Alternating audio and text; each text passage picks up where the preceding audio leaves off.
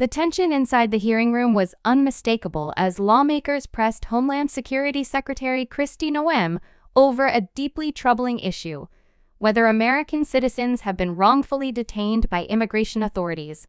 Thanks, Mr. Chairman. Thank you for being here today. Madam Secretary, for a year, you maintained that no U.S. citizens have been arrested or detained by ICE or CBP. After hearings that I conducted in the Permanent Subcommittee on Investigation as the ranking member, you admitted finally in a letter written to me just last month that, in fact, U.S. citizens have been detained and arrested. I'm going to ask, Mr. Chairman, that that letter be entered into the record. Thank you. You put the number as 38. Far more American citizens have been arrested by ICE and CBP, probably in the hundreds, perhaps the thousands. Have you met with any of the American citizens who have been detained or arrested by your agency? The individuals that may have been detained and arrested were individuals that could have been obstructing law enforcement operations you haven't met and with committing them, crimes correct? that way, and that we would have I'd like been to individuals introduce you to until their three identity of them. was confirmed. Leo, Javier, and Miramar, would you please stand? These three individuals, Madam Secretary, were arrested by your agency, Leonardo Garcia Venegas, Javier Ramirez, and Miramar Martinez. Do you know what your agents did to Leo Venegas? I'll tell you. On May 21 of last year, they entered the private property at a house that he was constructing without consent, without a warrant, illegally. Again, on June 12th, they entered private property, a home where he was doing construction. He is a United States citizen, born in Florida. They seized him and ignored and disregarded his proof of citizenship. Wouldn't you agree with me that no U.S. citizen simply working lawfully should be arrested? In law enforcement operations across the country, there are times when U.S. It's a citizens simple yes or may no. be arrested or detained until Would their you agree identity with is me, confirmed Madam and that they Secretary, haven't that committed a U.S. crime. citizens should not be arrested when they are obeying the law, they have no criminal record, and they are engaged in a lawful activity? Sir, in situations where law enforcement, regardless of the agency across the country, when there is probable Let cause, me tell you about an individual Javier may Ramirez. Do you know what your agents did to Javier Ramirez? He was on his own private property when he was assaulted by masked agents, his own property, without a warrant, without consent. They said, "Get him. He's Mexican." He was violently slammed into the ground while being handcuffed and taken into custody, despite telling officers that he is a United States citizen and even showing them his passport. And when he was asked what he was being arrested for, you know what they said? "We don't know." Wouldn't you agree that targeting someone just because he is or looks like he is Mexican when he is a United States citizen is wrong?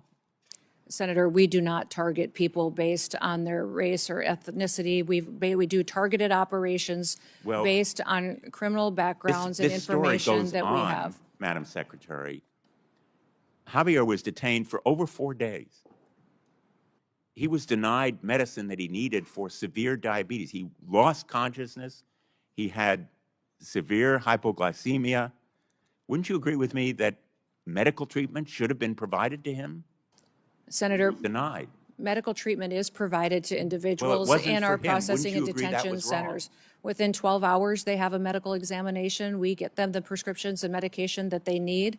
They also have a full evaluation. Will you commit to take including action and to look into why he was denied medical treatment? Yes, I will look into that case specifically for you, Senator. Miramar Martinez is with us today as well. She's standing right behind you.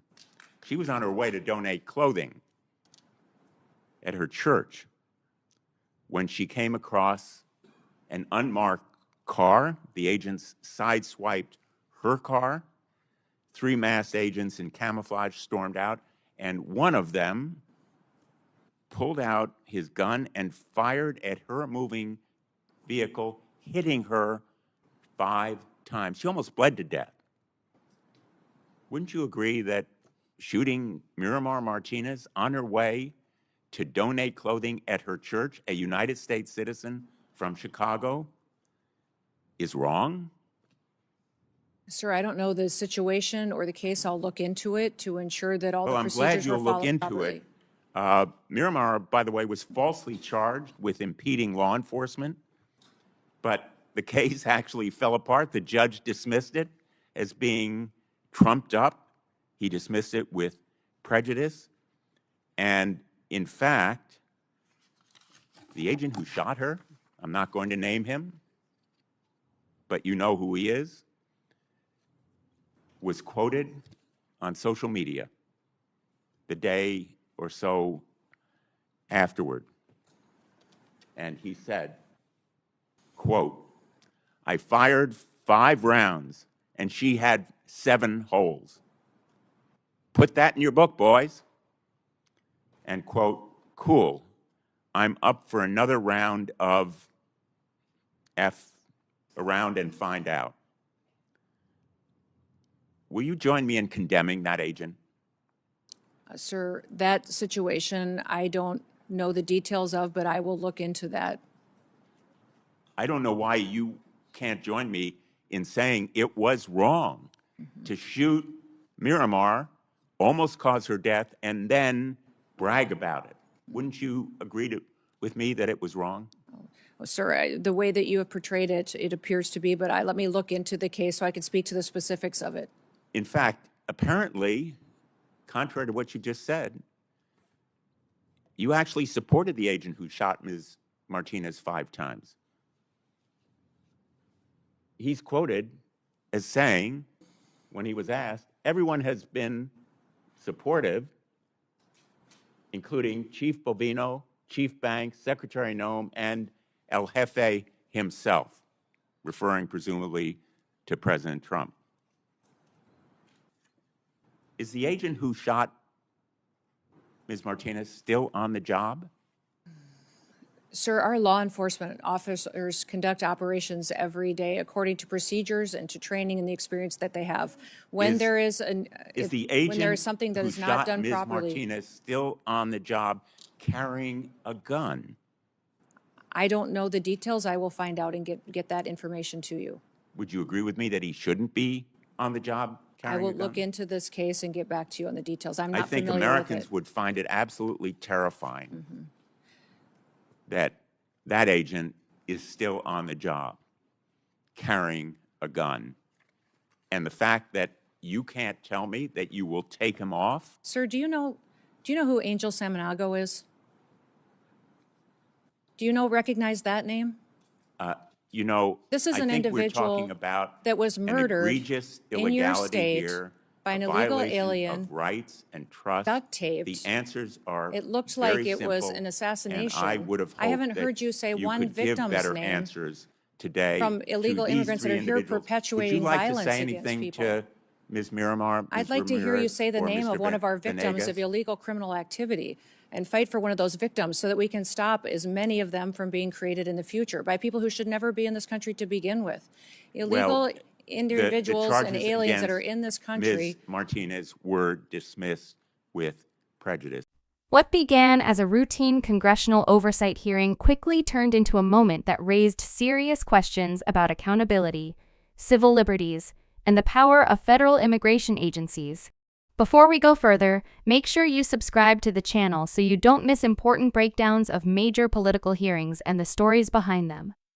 During the exchange, the senator began by challenging a statement that had been repeated by the Department of Homeland Security for nearly a year.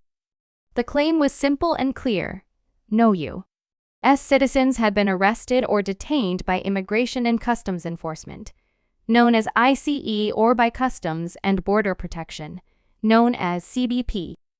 But according to the senator, that claim eventually fell apart after an investigation by the Senate Permanent Subcommittee on Investigations. The senator explained that after months of pressure and questioning, Secretary Noem acknowledged in a letter that American citizens had in fact been detained by immigration authorities. The number listed in that letter was 38. But the senator suggested that the real number could be far higher, possibly hundreds or even thousands. This is where the hearing shifted from statistics to human stories. The senator asked a powerful question directly to the secretary. Had she personally met with any of the American citizens who were detained or arrested by these agencies? It was not just a policy question, it was a question about responsibility and empathy. Secretary Noem responded by suggesting that some of those individuals may have been interfering with law enforcement operations. In other words, she implied that their detention could have been connected to possible criminal activity or obstruction during enforcement actions.